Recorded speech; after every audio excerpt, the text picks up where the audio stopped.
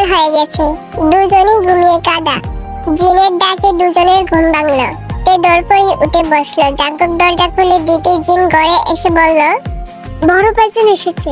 তে তুই কিন্তু শক্ত থাকবি, তুই যদি না যাস তোকে কেউ জোর করে নিয়ে যেতে পারবে না। সবসময় মনে রাখবি তুই এখন জাঙ্কুকের বউ। জেহপের সামনে জাঙ্কুককে দুজনেই এলো। জেহপ একা আসেনি, তের দুই চাচার সঙ্গে এসেছে। দুই ভাইকে জিনি এখানে আসতে বলেছে। আজ এখানে বেশ গন্ডগোল হবে, বুঝাই যাচ্ছে। তে বাসায় চল। তে তুই কি বাসা যেতে চাস? তে নিচের দিকে তাকিয়ে বলল, না।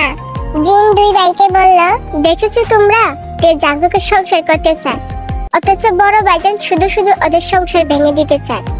তুই এখনো শুধু শুধু বলছিস জিন। তো আর কি বলবো, সেই কবে দিনে আমার জাঙ্কুক একটা ভুল করেছে, তুমি অতীত টেনে এনে এখন বর্তমানে ওদের সংসার নষ্ট করছো ভাইয়া। নিজেদের মাঝে ঝগড়াঝাটি, অশান্তি, বিবাদ লোকে শুনে হাসবে। দুই ভাই নানান যুক্তি দিয়ে জিহবকে অনেকক্ষণ বোঝালো। জিনও বড় ভাইয়ের হাত ধরে ক্ষমা চাইলো। জাঙ্কুকও মায়ের দেখে দেখে মামার কাছে ক্ষমা চাইলো। হাজার হলো আদরের ছোট বোন। জিহব আর মুখ ফিরিয়ে নিতে পারলো না, গম্ভীর কণ্ঠে বলল, আমি এক কথার মানুষ, এই বাড়ি কিন্তু শেষ। আর কখনো যদি জাঙ্কুকের সম্পর্কে কিছু শুনি তাহলে আমি ভুলে যাব জাঙ্কুক আমার ভাগ্নে কিংবা মেয়ের জামাই। উপস্থিত সবার মুখে হাসি ফুটে উঠল। জিহব যে এত তাড়াতাড়ি মেনে নেবে জিন ভাবতে পারেনি।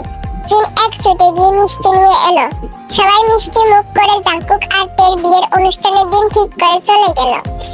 জিহব বাড়ি যাওয়ার সময় বলল, বিকালে বাড়ি চলে আসিস তে। আমি নিজে গিয়ে তেকে দিয়ে আসবো ভাইজান। বড়রা চলে যেতে সবগুলো কাজিন হই হই করতে করতে জাঙ্কুকদের বাসায় চলে এলো। অনুষ্ঠান উপলক্ষে জাঙ্কুকের কাছে ট্রিট চাইলো। আজকে রাতে আমাদের বাসায় আড্ডা দেব, আয়োজনে থাকবে মাংস খিচুড়ি, রাতে ছাদে বসে গান আড্ডা চলবে। চলবে মানে দৌড়াবে।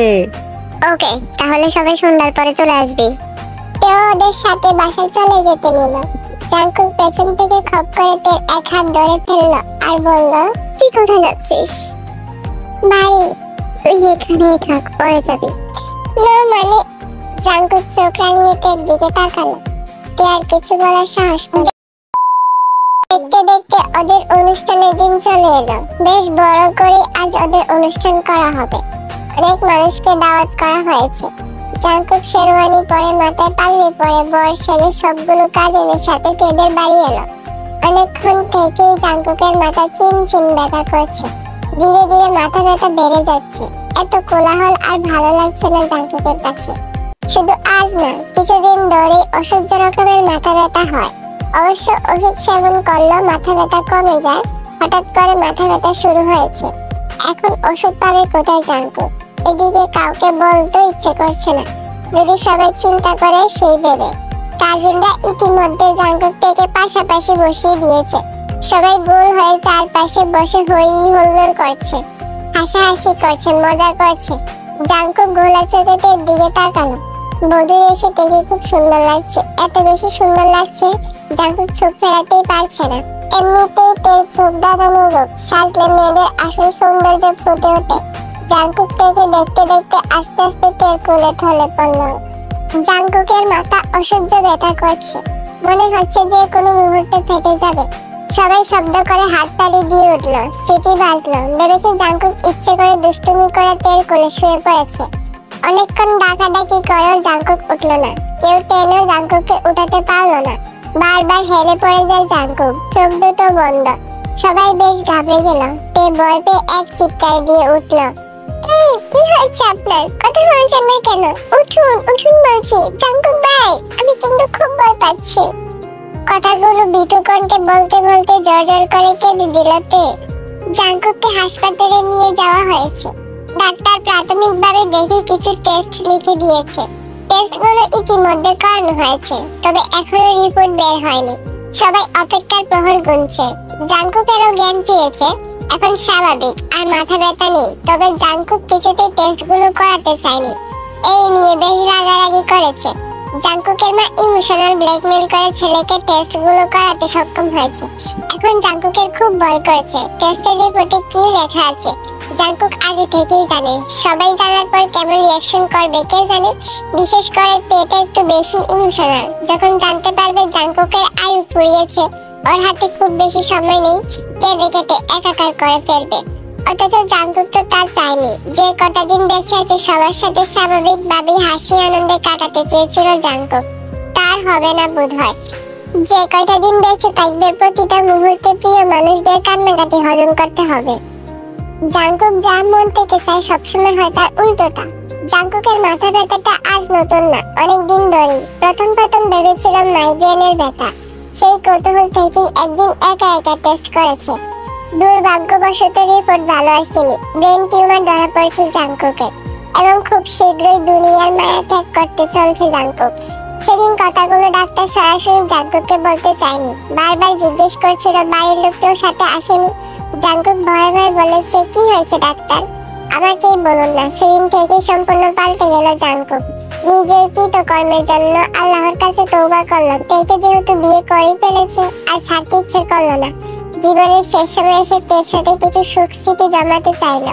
এর জন্যই তো এত আয়োজন। কিছুদিন আগে চাকরির একটা ইন্টারভিউ দিয়েছিল, ভেবেছিল চাকরিটা হবে না। গতকাল মেল এসেছে, সৌভাগ্যক্রমে চাকরিটা হয়ে গেছে।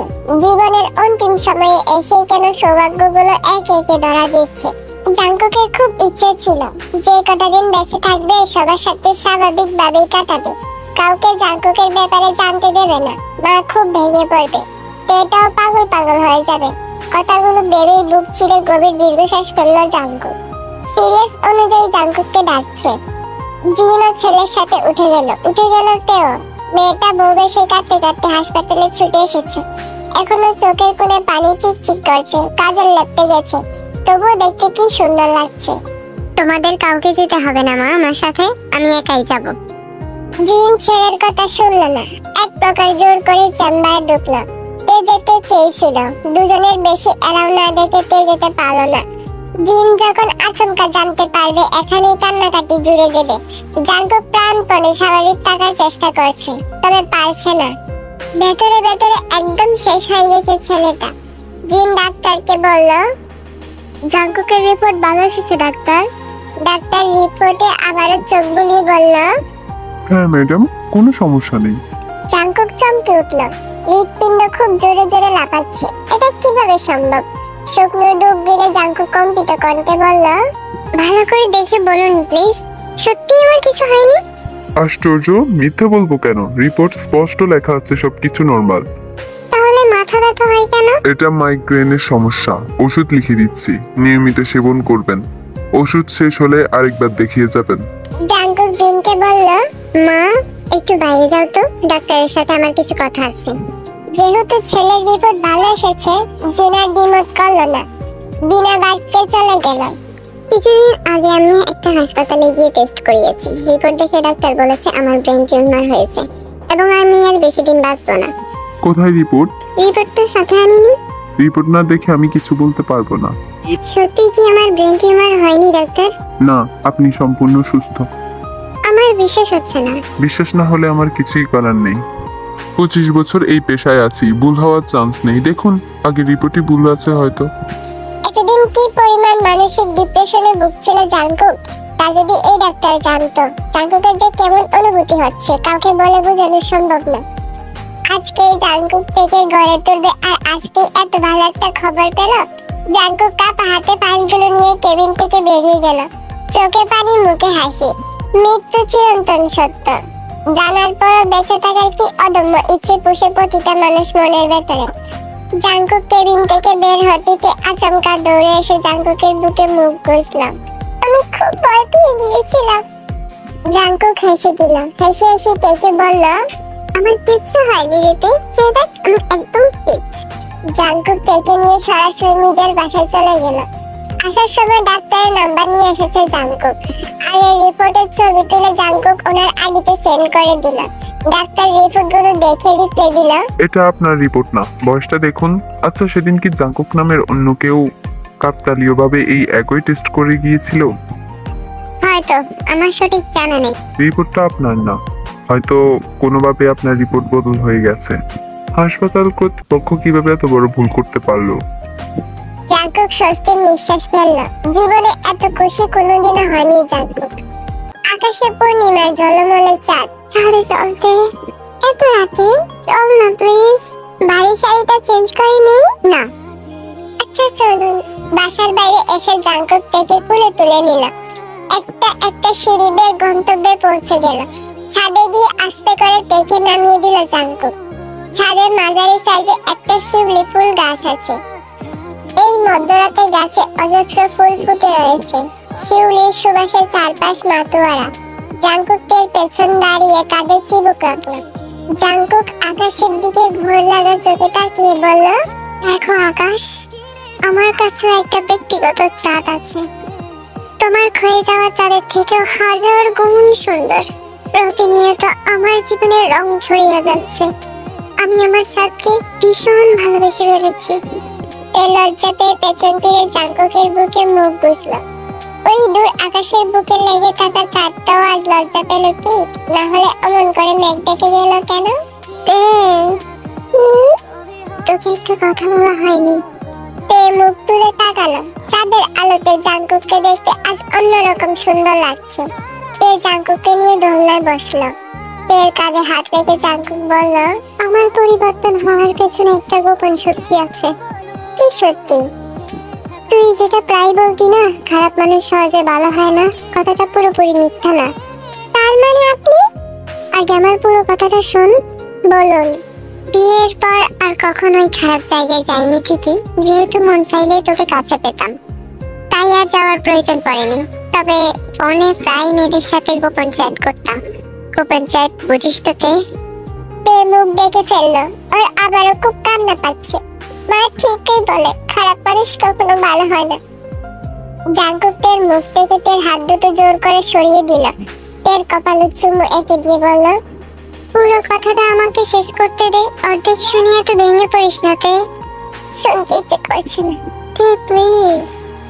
তে গাল ফিরিয়ে অন্যদিকে তাকালো। তের বুকের ভেতর খুব কষ্ট হচ্ছে।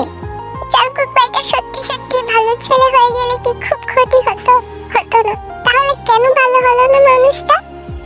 জাংকুক তের বিষণ্ণ মুখের দিকে তাকিয়ে দীর্ঘশ্বাস ফেলে বলল, ওকে বিয়ে করার পর আমার ভেতরে কোনো পরিবর্তন আসেনি। তবে একটা ভয় সবসময় কাজ করতো, যদি সবাই জেনে যায় আমার মান সম্মান থাকবে না, আমাকে মামারা অপমান করবে, ছোটদের সামনে আমার ইমেজ নষ্ট হবে। আমার ভয়কে সত্যি করে দিয়ে সত্যি সত্যি প্রায় অনেকেই আমার ব্যাপারে জেনে গেল।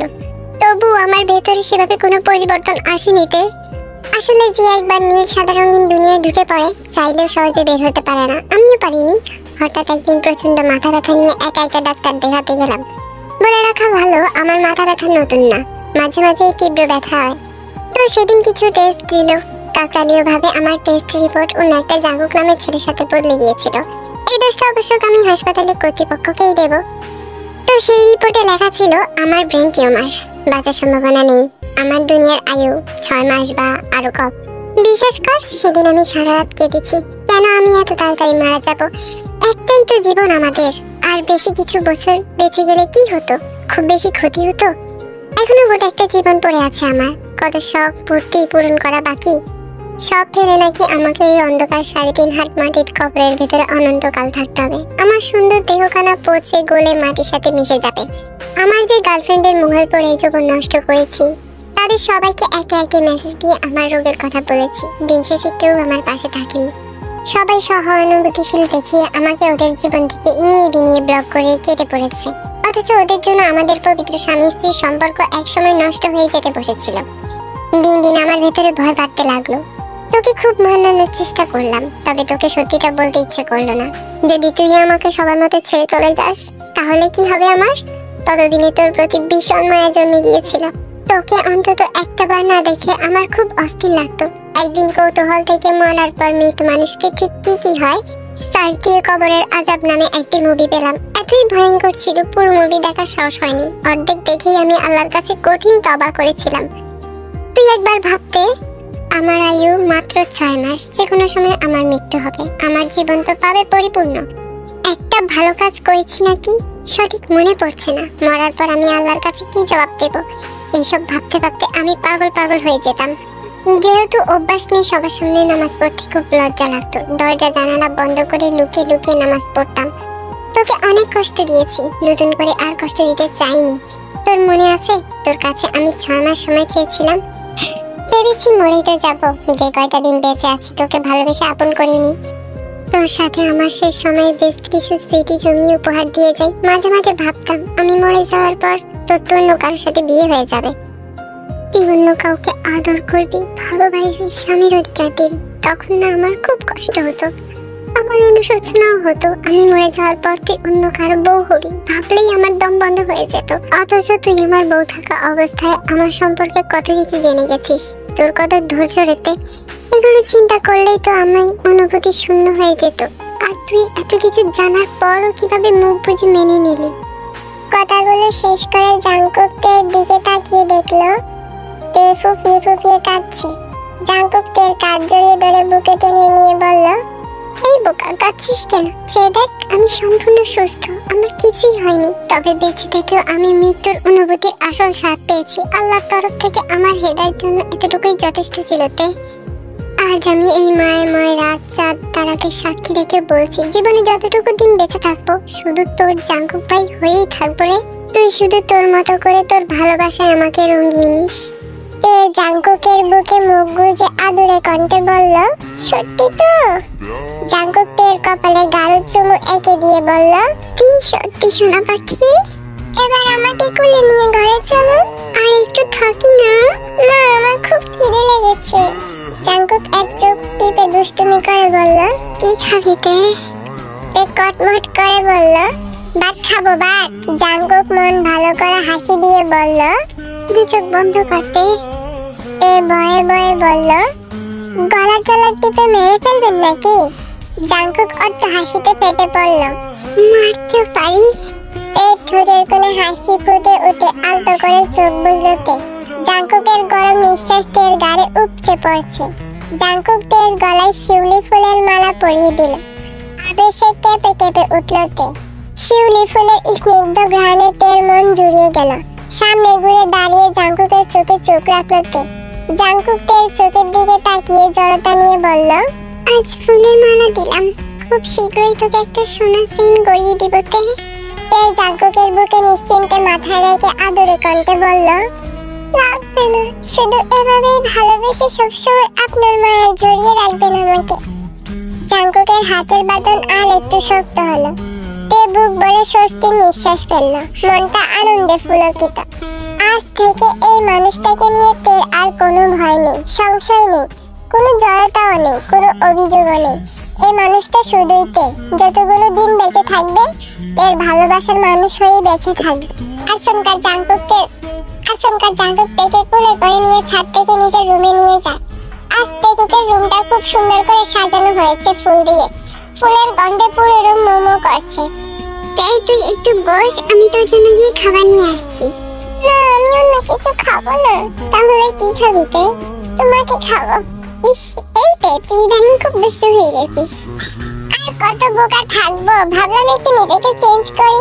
না তে, তোর কোনো দরকার নেই নিজেকে চেঞ্জ করার। আমি আমার এই বোকা থেকেই প্রচন্ড ভালোবাসি। I love you so much তে।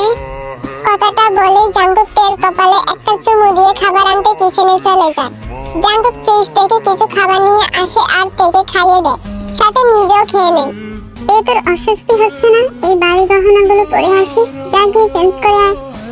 আচ্ছা ঠিক আছে, জাস্ট আমাকে 10 মিনিট সময় দাও, আমি গিয়ে চেঞ্জ করে আসছি। তাড়াতাড়ি আসবি তে, আমার কিন্তু আর তর্স রয়েছে না। তারপর তে ওয়াশরুমে গেল। জাংকুক তের পিছু পিছু ওয়াশরুমের দরজার সামনে গিয়ে দাঁড়ালো। কি হলো? আমার পিছু পিছু কেন আসছো? আমি চেঞ্জ করবো না এখন? আমি চেঞ্জ করিয়ে দেই? না। কেন?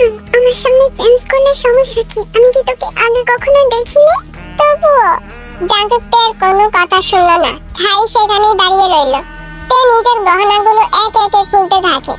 যখনই তার ইয়ারিংটা খুলতে নিবে তখনই তে দেখে তার ইয়ারিং তার চুলের সঙ্গে আটকে গিয়েছে, আর সে কোনো মতে সেটা খুলতে পারছে না। এটা খুলতে হলে তার জাংকুকের সাহায্য নিতে হবে। জাংকুক ভাই শুনুন। কি, কিছু বলবি? এদিকে আসুন তো একটু। ওয়াশরুমে? হ্যাঁ। তারপর জাংকুক ওয়াশরুমে ঢুকে দরজাটা লক করে দিল। আরে জাংকুক ভাইয়া, তুমি এই দরজা লক করলে কেন? আমি তো শুধু আমার এই ইয়ারিংটা খুলে দেওয়ার জন্য তোমাকে ডেকেছিলাম। ইয়ারিংটা খুলে দিয়ে তুমি সোজা এখান থেকে বেরিয়ে যাবে, ওকে? জাঙ্কুক তের কথার কোনো উত্তর দিল না। সোজা তের কাছে গিয়ে তের ইয়ারিংটা সুন্দর করে খুলে দিল। তারপর তের শাড়ির কাটা সব খুলে দিল। তারপর তের চুলের ক্লিপগুলো খুলে দিল। হয়েছে, এবার যান। জাঙ্কুক নেশালো দৃষ্টিতে তের দিকে তাকিয়ে বলে, আমি আজ এখানেই বাসর করব। বাসর করবেন ঠিক আছে, তাই বলে এখানে না, একদম না। প্লিজ চল না, আজকে ডিফারেন্ট কিছু ট্রাই করি। আমি বের হব, শরম বলছি। তে যখনই বেরিয়ে যেতে নেয় তখনই জাঙ্কুক তেকে টেনে নিয়ে তের হাত নিজের হাত দিয়ে তের মাথার উপর চেপে ধরে। তারপর জাঙ্কুক তের ঠোঁটে ডিপলি ভাবে কিস করতে থাকে। Bring it, pay it, watch it, turn it, leave it, stop, format it, touch it, bring it, pay it. জাঙ্কুকের স্পর্শেতে কাঁপছে, তার শরীর অসাড় হয়ে আসছে আস্তে আস্তে। কিছুক্ষণ পর তেও জাঙ্কুকে কিস ব্যাক করে। এতে জাঙ্কুক আরো বেশি আশকারা পেয়ে যায়। জাঙ্কুক তের ঠোঁটে এমন ভাবে কিস করছে মনে হচ্ছে তের ঠোঁট ছিঁড়ে ফেলবে কামড়ে। প্রায় 10 মিনিট পর জাঙ্কুক তের ঠোঁট ছাড়ে আর হাঁপাতে থাকে। ইমিডিয়েটলি এখানে, হ্যাঁ এখনই, তাড়াতাড়ি। তে হাঁসফাঁস করতে শুরু করে। জাঙ্কুক তা দেখে এক টান মেরে তের শাড়িটা খুলে নিচে ফেলে দেয়। তের পরনে শুধু এখন পেটিকোট আর ব্লাউজ আছে। জাঙ্কুক তের পরনে থাকা শেষ কাপড়টুকু খুলে ফেলে। তে এখন পুরোই উন্মুক্ত জাঙ্কুকের সামনে। জাঙ্কুক মাতাল অবস্থাতেই তের দিকে তাকিয়ে নিজের ঠোঁট বাইট করছে। তে নিজেকে ঢাকার অনেক চেষ্টা করছে, কিন্তু জাঙ্কুক তা করতে দিচ্ছে না। ভাইয়া প্লিজ, তুমি তোমার নিজের চোখ সরাও। আমার জানি কেমন লাগছে, আমাকে দেখবি। কি? জাঙ্কুক নিজেকে আন্ডাজ করে ফেলে আর তের সামনে নিজের লিটল কুকিকে বের করে দেয়। জাঙ্কুকের ওইটা দেখার পর তের মাথায় হাত দিয়ে ফ্লোরে বসে পড়ে। আস্তাগফিরুল্লাহ, কি করছেন এসব আপনি? কেন জান, নিজেকে সামলাতে কি খুব বেশি কষ্ট হচ্ছে? তারপর জাঙ্কুক তেকে বসা থেকে দাঁড় করিয়ে আবারও দেয়ালের সাথে চেপে ধরে। তারপর দাঁড়ানো অবস্থাতেই তের সাথে করতে শুরু করে। কি করছো জাঙ্কুক ভাই, এটা তুমি? প্লিজ স্টপ করো। আরে শোনো, আমি যখন একবার শুরু করে দিয়েছি তখন আর থামতে পারবো না। Stop, format it, touch it, bring it, pay it, watch it, turn it, leave it, stop, format it, touch it, bring it, pay it, watch it, turn it, leave it, stop, format it, touch it, bring it, pay it, watch it, turn it, leave it, stop, format it. Who be the king of the sound? Bust a bus back, just put a lock on the touch it, bring it, pay it, watch it, turn it, leave তারপর Jungkook ওই অবস্থাতেই তেকে কোলে তুলে নিয়ে বাথটবে চলে যায়। তারপর জাঙ্কুক তেকে বাথটবে বসিয়ে দিয়ে নিজেও তের সামনে বসে পড়ে। তে আর জাঙ্কুক দুজনেই খুব জোরে জোরে হাঁপাচ্ছে। জাঙ্কুক বাথটবে বসার সাথে সাথে তে গিয়ে জাঙ্কুকের কোলের উপর বসে পড়ে। কি করছিস? দেখছো না কি করছি? জাঙ্কুকের লিটল কুকি তো আগে থেকেই খারাপ ছিল। তে জাঙ্কুকের কোলে বসার কারণে জাঙ্কুকের লিটল কুকি পুরোটাই তের ভিতরে ঢুকে যায়। তারপর দুজন ওই অবস্থাতেই করতে শুরু করে। turn it, leave it, stop, format it. Who be the king of the sound? Bust a bus back, just put a lock on the touch it, bring it, pay it, watch it, turn it, leave it, stop, format it, touch it, bring it, pay it, watch it, turn it, back to the club, format it, touch it, bring it, pay it, watch it, turn it, leave it, stop, format it, touch it, bring it, pay it, watch it, turn it, leave it, stop, format it, touch it, bring it, pay it, watch it, turn it, leave it, stop, format it, touch it. তারপর Jungkook তেকে পুরো রাত ভালোবাসে। So এখানেই শেষ হয়ে যায় আমাদের জাঙ্কুক ভাই আর বুকাতের লাভ স্টোরি। Bye bye. আর হ্যাঁ, স্টোরিটা তোমাদের কেমন লেগেছে তা অবশ্যই কমেন্ট করে জানাবে।